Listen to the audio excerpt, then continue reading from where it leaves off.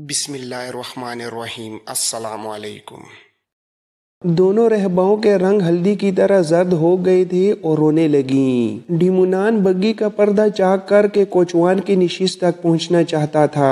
وہ کوچوان کو قتل کرنے کے لیے عقب سے اس پر جھپٹا، لیکن کوچوان جو کہ قاسم تھا اس سے بے خبر نہیں تھا۔ جوں ہی ڈیمونان نے عقب سے قاسم پر خنجر کا وار کیا، قاسم نے ایک طرف جھکائی دی اور ڈیمونان کا وار خالی چلا گیا، لیکن ڈیمونان قاسم کے پہلو میں آ گرا اور قاسم نے اپنا دایاں بازو اس کی گردن کے گرد حمائل کر دیا۔ اب بگی فصیل کے بالکل نزدیک پہنچ چکی تھی۔ قاسم نے بائیں ہاتھ سے دونوں گھوڑوں کی لگامیں قوت سے کھینچی اور تھوڑی دیر بعد بگی رک گئی۔ ڈیمونان کی گردن پر قاسم کی گرفت اس قدر سخت تھی کہ وہ اپنے ہاتھ میں پکڑے خنجر سے قاسم پر حملہ نہیں کر سکتا تھا۔ قاسم کے چہرے پر سیاہ رنگ کا نقاب چڑھا تھا، چنانچہ ڈیمونان قاسم کو پہچان نہ سکا۔ بگی رکی تو قاسم نے ڈیمونان کے خنجر والے بازو کو پکڑ کر مروڑ دیا۔ ڈیمونان کا خنجر بگی سے ٹکراتا ہوا نیچے جا گرا۔ رہبائیں اتنی خوفزدہ تھی کہ ان کے جسموں میں یہاں سے نکل بھاگنے کی بھی سکت نہیں رہی تھی، اور سب کچھ ہوا بھی تو آنن فانن تھا۔ قاسم اپنا بازو ڈیمونان کی گردن کے گرد حمائل کیے بگی سے نیچے اتر آیا اور اسے فصیل کی جانب دھکا دے کر پھینک دیا۔ ڈیمونان پتھریلی فصیل کے ساتھ بری طرح ٹکرایا اور نیچے گر گیا۔ اب وہ اپنی تلوار نکال چکا تھا۔ قاسم کی تلوار جو نہ جانے کتنے سالوں سے ڈیمونان کے خون کی پیاسی تھی، وہ ڈیمونان جس نے ابو جعفر بن کر 20 سال تک مسلمانوں کو دھوکہ دیا تھا اور سلطنت عثمانیہ میں بغاوت پھیلانے کی کوشش کی تھی۔ قاسم کا باپ اور اس کی پہلی بابی سکینہ بھی اسی بغاوت کا لقمہ بنے تھے۔ قاسم کے دماغ میں تمام واقعات ایک ایک کر کے گردش کرنے لگے، لیکن ڈیمونان کو ختم کرنے سے پہلے قاسم نے دونوں رہباؤں کو بگی سے نکالا اور ڈیمونان کے ساتھ فصیل شہر کے نزدیک کھڑا کر دیا۔ اب وہ ابو جعفر کی سزائے موت پر عمل کرنے والا تھا۔ اس نے ڈیمونان پر فیصلہ کن وار کرنے سے پہلے اپنے چہرے سے نقاب کھینچ کر اتار دیا۔ اب قاسم ڈیمونان کے سامنے تھا۔ دونوں پرانے شناسہ 7 سال بعد مل رہے تھے۔ ڈیمونان نے فوراً قاسم کو پہچان لیا۔ تب قاسم نے کہا، ابو جعفر، تم نے یقیناً مجھے پہچان لیا ہوگا۔ میں نے تم سے وعدہ کیا تھا کہ تمہاری موت میں اپنی تلوار سے لکھوں گا۔ آج دیکھو میں اپنا وعدہ پورا کرنے کے لیے تمہارے شہر اور تمہارے گھر میں تمہارے سامنے آ چکا ہوں۔ آخری بار اپنے گناہوں کی توبہ کر لو، کیونکہ تمہارے گناہ بہت زیادہ ہیں۔ شاید اس توبہ سے 1-2 معاف ہو جائے۔ ڈیمونان کا پورا جسم تھر تھر کانپ رہا تھا۔ آج اسے اپنی موت کا 100% یقین ہو گیا تھا۔ اس نے قاسم سے گڑ گڑاتے ہوئے کہا، قاسم بن ہشام، خدا کے لیے مجھے مت مارو، مجھے معاف کر دو۔ تم مجھ سے جتنی رقم اور دولت چاہو لے لو، لیکن مجھے معاف کر دو۔ قاسم یہاں ذاتی انتقام لینے کے لیے تو آیا نہیں تھا کہ اس کی فریاد پر اسے معاف کر دیتا۔ وہ تو ایک بہت بڑا مقصد لے کر آیا تھا جو ڈیمونان کی جان لے کر ہی پورا ہو سکتا تھا۔ چنانچہ قاسم نے ڈیمونان کی فریادوں کی مطلق پرواہ نہ کی اور ایک بھرپور وار سے ڈیمونان کا کام تمام کر دیا۔ ڈیمونان کا سر تن سے جدا ہو کر رہباؤں کے سامنے آ گرا اور بے ساختہ ان کی چیخیں نکل گئیں۔ اب قاسم کو ایک ناپسندیدہ کام کرنا تھا۔ اسے دونوں رہباؤں کو بھی ختم کرنا تھا تاکہ اس کا راز فاش نہ ہو اور اس کا بڑا مقصد بھی اچھی طرح سے ہو سکے۔ چنانچہ اس نے دونوں رہباؤں کا بھی خاتمہ کر دیا اور پھر وہاں سے لوٹنے سے پہلے قاسم نے ڈیمونان کے لباس کی تلاشی لے کر مارسی کی انگوٹھی واپس نکال لی۔ اس کے بعد قاسم نے ایک انتہائی عجیب کام کیا۔ اس نے اپنی جیب سے رومن کیتھولک چرچ کی مخصوص صلیب نکالی جو سونے سے بنی ہوئی تھی اور چھوٹی زنجیر کے ذریعے گلے میں لٹکائی جانے والی صلیب تھی۔ قاسم نے صلیب نکال کر ڈیمونان کے مردہ ہاتھ میں اس طرح تھما دی جیسے مرنے سے پہلے ڈیمونان نے قاتل کی گردن پر ہاتھ ڈالا ہو، اور پھر کچھ سوچ کر اس نے ڈیمونان کے ہاتھ سے صلیب نکال لی اور 2 رہباؤں میں سے ایک راہبہ کے ہاتھ میں تھما دی۔ دراصل اس کی لاش ایسے زاویے پر گری تھی کہ قاتل پر حملہ کرنے کا شک صحیح معنوں میں پیدا ہوتا تھا۔ اب قاسم اپنے کام سے فارغ ہو چکا تھا۔ اس نے اپنی تلوار نیام میں ڈالی اور اپنے لباس کو اتارنا شروع کر دیا۔ اس لباس پر خون کے چھنٹے تھے۔ اس لباس کے نیچے قاسم نے ایک اور لباس بھی پہن رکھا تھا۔ قاسم نے اپنا خون آلود لباس اتارا اور اسے ایک گٹھری میں باندھ کر ہاتھ میں پکڑ لیا۔ اب قاسم نے بگی کا ایک گھوڑا کھولا اور اس پر سوار ہو گیا۔ اگلے لمحے وہ واپس شہر کی جانب جا رہا تھا۔ شہر کے درمیان سے گزرتے ہوئے قاسم نے اپنے ہاتھ میں پکڑے ہوئے لباس سے چھٹکارا حاصل کرنے کے بارے میں سوچا۔ کچھ دیر بعد وہ شہر کے گندے نالے پر سے گزر رہا تھا جس میں شہر بھر کا گندا پانی ہر وقت بھرا رہتا تھا۔ قاسم نے نالے کے اوپر سے گزرتے ہوئے ہاتھ گھما کر گٹھری کو نالے میں پھینک دیا۔ کچھ دیر بعد بگی کا گھوڑا بھی اس نے ایک تاریک گلی میں آوارہ چھوڑ دیا۔ اب ماں سوائے اس خون آلود تلوار کے جو قاسم کے نیام میں تھی، قاسم کے خلاف کوئی نشان نہ تھا۔ قاسم نے سوچا کہ تلوار کو گھر جا کر صاف کر لے گا۔ قاسم کو معلوم نہیں تھا کہ بریٹا کے دل پر کیسا انقلاب گزر چکا ہے۔ بریٹا تو اس کی اصلیت جان چکی تھی، لیکن قاسم بے خبری کے عالم میں گھر کی جانب ہی چل کھڑا ہوا۔ آج قاسم نے اپنے پیچیدہ منصوبے کے پہلے حصے کو پوری طرح سر انجام دے دیا تھا۔ قاسم نے آج حقیقی پھرتی تو اس وقت دکھائی تھی جب وہ مارسی کا ذکر سننے کے بعد گھر سے نکل آیا اور سب سے پہلے اس نے شہنشاہ کا جعلی خط کوچوان کو دیکھ کر کہا کہ وہ اسے فادر ڈیمونان تک پہنچا دے، اور پھر یہ جعلی خط بھی حقیقت میں شہنشاہ کا ہی ایک پرانا خط تھا جو آج سے 7 سال پہلے شہنشاہ نے ڈیمونان کو ادرنا ارسال کیا تھا۔ اس وقت قاسم ادرنا میں شاہی سراغ رساں تھا اور یہ خط اس وقت اس کے ہاتھ لگا تھا جب ڈیمونان ادرنا سے فرار ہو چکا تھا۔ قاسم نے کل ہی یہ خط اپنے سامان سے نکالا اور ایک تیز دار چاقو کی مدد سے اس پر لگی ہوئی سطریں کھرچ دیں۔ اس کے بعد قاسم نے سیاہ روشنائی سے لاطینی زبان میں نئی سطریں لکھیں اور اس طرح قاسم نے شہنشاہ کے 7 سال پرانے خط سے بہت اہم کام نکال لیا تھا۔ قاسم نے خط کوچوان کے حوالے کیا اور خود بگی کے پاس ہی چھپ کر کوچوان کو دیکھنے لگا۔ کوچوان نے سیدھا جا کے رومیل کے گھر کا دروازہ کھٹکھٹایا تھا اور پھر کچھ دیر بعد جب کوچوان خط دے کر واپس لوٹا تو قاسم نے اسے بھوکے چیتے کی طرح دبوچ لیا۔ اگلے لمحے قاسم اس کی گردن دبوچ چکا تھا۔ یہ سب تو ٹھیک تھا لیکن قاسم بریٹا کے دل سے بے خبر تھا۔ بریٹا اس وقت بھی اپنے بستر پر اداس لیٹی اپنے دکھی دل کا درد بھلانے کی کوشش کر رہی تھی۔ وہ آنسو بہا رہی تھی۔ بریٹا کی دونوں آنکھوں سے ٹپ ٹپ آنسو گرتے دیکھ کر رومیل بے چین ہو گیا۔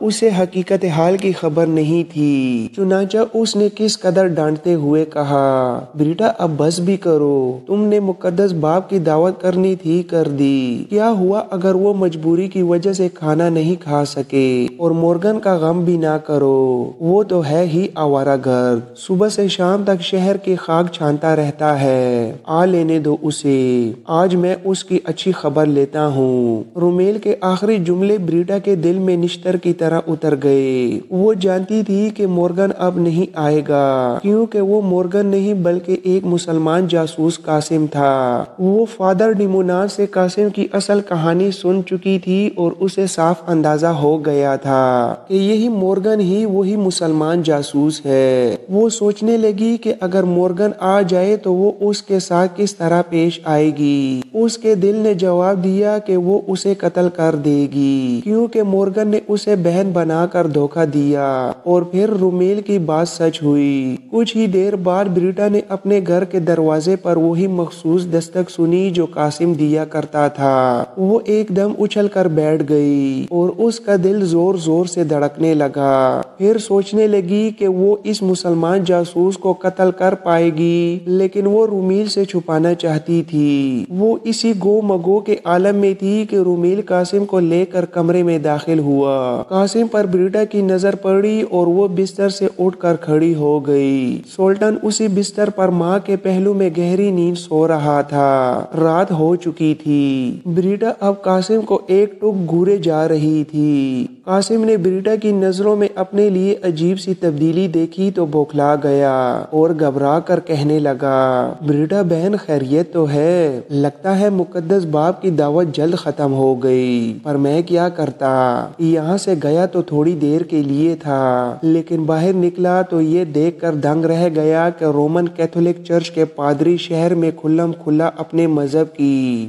دعوت دیتے پھر رہے ہیں۔ مجھے یہ صورتحال دیکھ کر بہت دکھ ہوا اور میں ان میں سے بعض پادریوں کے ساتھ بحث کرنے لگا۔ یہی وجہ ہے کہ مجھے دیر ہو گئی، لیکن یہاں آ کر معلوم ہوا کہ دیر ضرورت سے زیادہ ہو گئی، کیونکہ یہاں تو سرے سے دعوت ہی ختم ہو گئی ہے۔ قاسم کی باتیں سن کر رومیل تو گھبرا رہا تھا، لیکن بریٹا کے چہرے پر کوئی تبدیلی دکھائی نہ دی۔ دکھائی بھی کیسے دیتی، وہ تو حقیقت حال سے واقف ہو چکی تھی۔ بریٹا ابھی تک انتہائی سنجیدہ چہرے لیے قاسم کو گھورے جا رہی تھی۔ قاسم شرمندہ ہو کر بغلے جھانکنے لگا۔ اس نے بلا آخر کہا، بریٹا بہن لگتا ہے تم مجھ سے بے حد ناراض ہو۔ میں دل سے معافی مانگتا ہوں اور وعدہ کرتا ہوں کہ آئندہ تمہیں ناراض نہیں کروں گا۔ لیکن بریٹا پھر بھی ٹس سے مس نہ ہوئی۔ اب قاسم کا ماتھا ٹھنکا، ضرور کوئی اور بات تھی۔ اس نے گھوم کر رومیل کی جانب دیکھا، لیکن رومیل تو اپنے مخصوص انداز میں سادگی کے ساتھ مسکرا دیا۔ قاسم 2 قدم آگے بڑھا اور بریٹا کے نزدیک آ کر ٹھہر گیا۔ اب وہ بریٹا کی آنکھوں میں جھانک رہا تھا۔ یہاں خاموشی نہیں تھی، بریٹا کے صرف ہونٹوں پر خاموشی تھی۔ آنکھیں تو درد، قرب، دکھ اور اذیت کی بڑی قربناک کہانی سنا رہی تھیں۔ اب قاسم کو پہلی بار احساس ہوا کہ بریٹا کی مہر سکوت بلا وجہ نہیں، ضرور کوئی غیر متوقع بات ہو گئی ہے، کیونکہ بریٹا ایک ہی انداز میں شروع سے کھڑی تھی۔ اب تو رومیل بھی کسی حد تک سنجیدہ دکھائی دینے لگا۔ قاسم 1 قدم اور آگے بڑھا اور اپنا ہاتھ بڑھا کر بریٹا کے کندھے پر رکھنا چاہا تاکہ اسے منائے، لیکن اگلے لمحے بریٹا نے ایک ایسی حرکت کی کہ رومیل اور قاسم دونوں حیران رہ گئے۔ بریٹا نے غم و غصے کی شدت سے ہاتھ بڑھا کر قاسم کا گریبان پکڑ لیا اور بری طرح جھنجھوڑتے ہوئے چیخنے لگی۔ وہ زور زور سے رو بھی رہی تھی اور ساتھ قاسم کو جھنجھوڑتی بھی جا رہی تھی۔ جھوٹے، مکار، فریبی، دغاباز، تم نے ایک بہن کے اعتماد کو دھوکہ دیا۔ میں تمہیں کبھی معاف نہیں کروں گی۔ میری نظروں سے دور ہو جاؤ۔ بریٹا بہت غصے میں تھی۔ وہ ہچکیاں لے کر رونے لگی۔ قاسم بار بار رومیل کی جانب دیکھ رہا تھا کہ وہ اصل ماجرا بتا دے، لیکن رومیل کو بھی تو اصل ماجرا معلوم نہیں تھا۔ رومیل بھلا قاسم کو کیا بتاتا؟ وہ خود اپنی بیوی کی اس حرکت پر بوکھلا گیا اور تیزی سے آگے بڑھ کر اس نے بریٹا کو سنبھال لیا۔ اب وہ تسلی دے رہا تھا، بریٹا اپنے آپ کو سنبھالو۔ تمہیں کیا ہو گیا ہے؟ کیا بات ہے؟ تم مورگن کو اس قدر کیوں ڈانٹ رہی ہو؟ مجھے بھی تو بتاؤ۔ بریٹا۔ لیکن بریٹا تو جیسے کچھ سن ہی نہیں رہی تھی۔ اس نے رومیل کے سنبھالنے پر قاسم کا گریبان تو چھوڑ دیا، لیکن اب وہ خود بلند ہچکیاں لے کر رو رہی تھی اور پھر وہ دوبارہ بستر پر بیٹھ گئی۔ رومیل بھی اس کے نزدیک بیٹھ گیا۔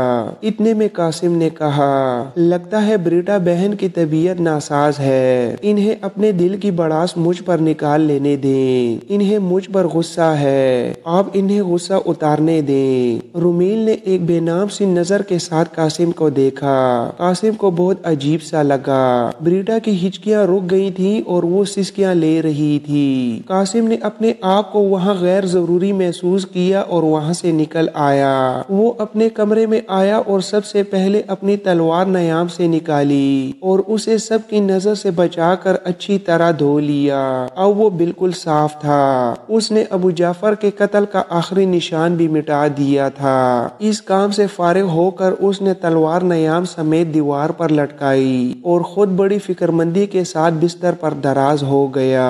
وہ گھر واپس آ کر اور بریٹا کا رویہ نوعیت دیکھ کر بے حد پریشان ہو گیا تھا۔ یا الہی، یہ کیا ماجرا ہے؟ آخر بریٹا کو ہو کیا گیا تھا؟ لیکن اسے کوئی جواب سجائی نہ دیا۔ اسی فکر مندی کے عالم میں دیر تک اسے نیند نہ آئی، اور پھر جب اسے نیند آئی تو وہ سب کچھ بھلا کر نیند کی حسین وادی میں چلا گیا۔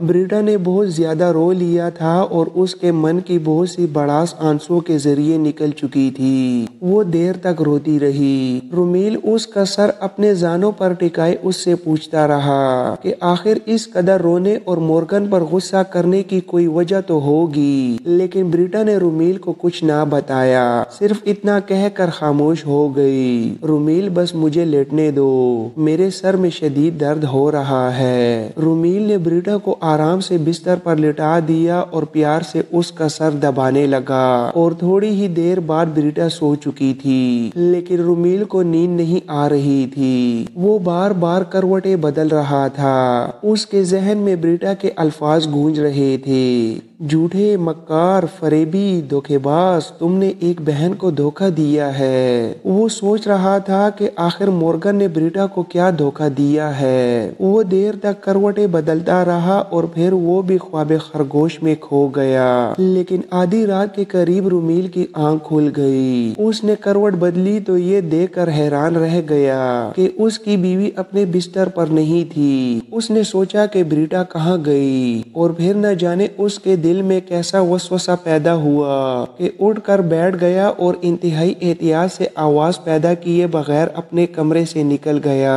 وہ بریٹا کو دیکھنا چاہتا تھا اور اس کا دل اسے بتا رہا تھا کہ کوئی نہ کوئی گڑبڑ ضرور ہے۔ وہ سب سے پہلے سیدھا مورگن کے کمرے کی جانب بڑھا، اور یہ دیکھ کر اس کا دل دہک سے رہ گیا کہ بریٹا سچ مچ مورگن کے کمرے میں موجود تھی۔ رومیل کے دل میں طرح طرح کے وسوسے جنم لینے لگے۔